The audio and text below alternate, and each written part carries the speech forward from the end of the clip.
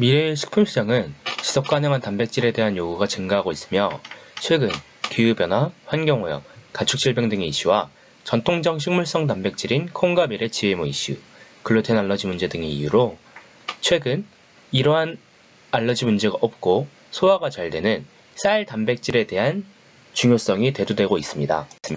쌀의 분액별 영양 성분을 보시면 현미에는 7에서 8%의 단백질 함량, 미강에서는 11에서 16%의 단백질 함량으로 백미의 6에서 7%의 함량보다 현미와 미강에서의 단백질 함량이 더 높은 것을 알 수 있습니다. 이렇게 유용한 쌀 단백질이 식품 산업에서 활용되는 데는 큰 문제점이 있습니다.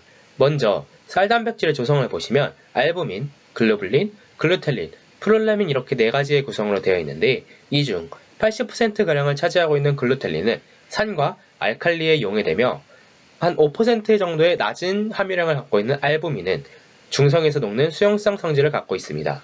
이를 통해 중성에서의 용해도는 낮고 산과 알칼리 상태에서의 용해도가 높은 것이 식품산업에서 쌀 단백질을 활용하는 데 큰 문제점으로 작용하고 있습니다.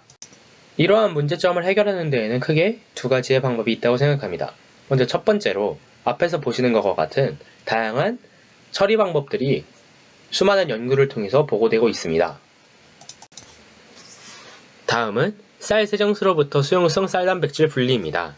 저희는 쌀을 씻을 때 나오는 부산물인 쌀 세정수에는 수용성 단백질을 비롯한 다양한 영양성분이 함유되어 있지 않을까 하는 생각에 쌀 세정수를 중심으로 연구를 진행하게 되었습니다. 또한 쌀 세정수에는 많은 무기물을 포함하고 있기 때문에 생활 폐수로 버려지고 있는데 이에 대한 활용 가능성이 증가한다면 환경 문제 개선에도 도움이 될 것이라고 생각합니다. 추가적으로 쌀의 배유와 미강 사이에는 수용성 단백질이 가장 많이 함유되어 있다는 연구 결과가 다수 보고되어 있습니다.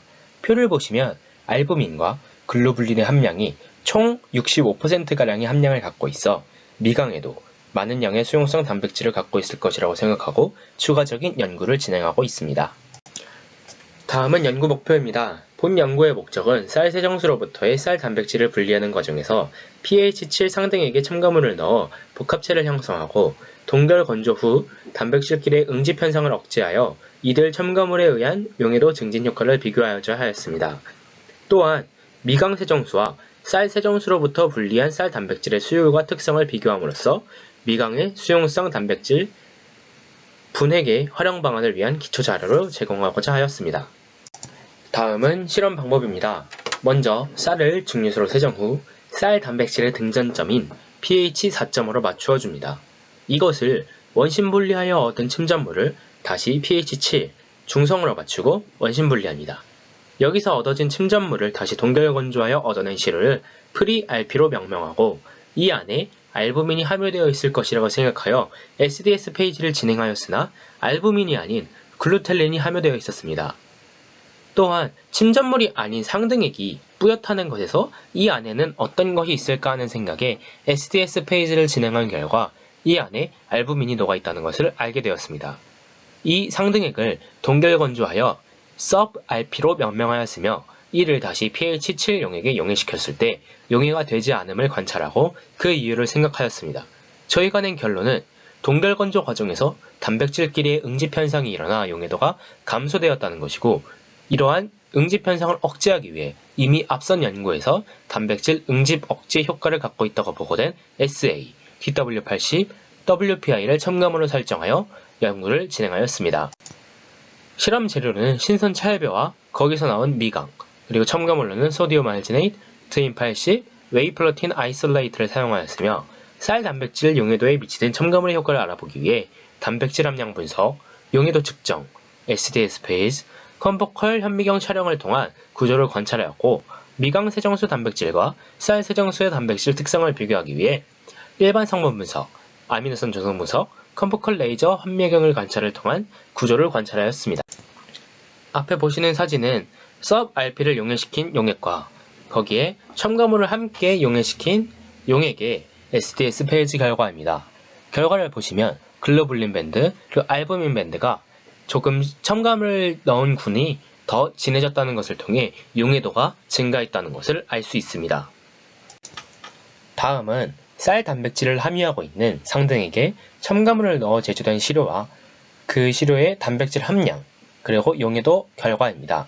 표를 보시면 SUBRP와 첨가물을 첨가한 샘플의 단백질 함량은 약 30에서 40%의 단백질 함량을 가지고 있습니다. 오른쪽은 각 샘플에 대한 용해도 그래프입니다. SUBRP고는 약 55% 정도의 용해도를 가진 반면 첨가물 첨가고는 전체적으로 그 수치가 증가하였습니다.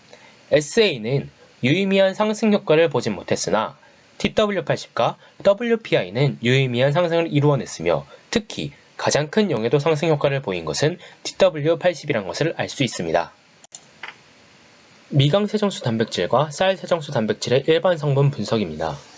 쌀 세정수 상등액의 조단백질 함량은 약 30% 정도이며 미강세정수 상등액의 조단백질 함량은 42% 정도로 쌀 세정수보다 미강세정수의 단백질 함량이 더 높다는 것을 알 수 있으며 쌀 세정수 단백질 혼합물과 미강세정수 단백질의 구조 관찰을 보았을 때 SUBRP 사진에 비해 가장 큰 효과를 보인 TW80 첨가곤의 단백질 입자 분포가 더 미세하게 이루어져 있는 것을 관찰하였습니다. 이러한 입자 분포 배치로 인해 TW80 첨가곤에서의 용해도 상승 효과가 가장 클 수 있었다는 것이라고 생각할 수 있습니다. 다음은 미강세정수 단백질과 쌀 세정수 단백질의 아미노산 구성 비교입니다. 전체적으로 쌀 세정수 상등액 단백질, 쌀 세정수 침전물 단백질, 미강 세정수 상등액 단백질의 아미노산 조성에는 큰 차이는 없었으며 알라닌, 류신, 글루타믹 엑시드, 아스파르틱 엑시드, 아르기닌의 비율은 높은 반면 메티오닌, 시스테인의 비율은 낮았습니다. 그러나 상등액 RP가 침전물 RP에 비해 전하를 띈 아미노산, 특히 글루타믹 엑시드와 아르기닌의 비율이 더 높은 것을 알 수 있었습니다. 마지막으로 결론입니다. 등전점을 활용하여 쌀 세정수로부터 분리한 쌀 단백질을 다시 중성화하는 과정 중 얻은 pH 7 상등액을 SDS 페이지 분석한 결과 수용성인 알부민과 글로불린 것을 확인할 수 있었고, 분리한 쌀 단백질을 건조 중에 일어나는 응집 현상을 억제하고 용해도를 증가시키기 위해 WPI, SA, TW80을 첨가하였을 때 전체적으로 용해도가 증가하였으며 TW80시 가장 그 효과가 높았다는 것을 알 수 있었습니다.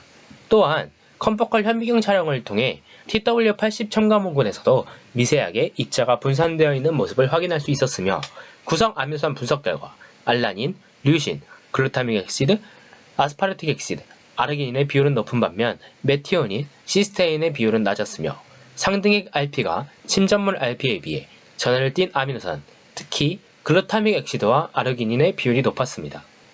마지막으로 미강 세정수 단백질의 수율이 쌀 세정수 단백질보다 약 25배 높고 분리된 시료의 단백질 함량도 높아 미강 세정수에 더 높은 농도의 수용성 쌀 단백질 분액인 알부민과 글로불린이 함유되어 있는 것을 확인할 수 있었습니다. 이상으로 발표를 마치겠습니다. 감사합니다.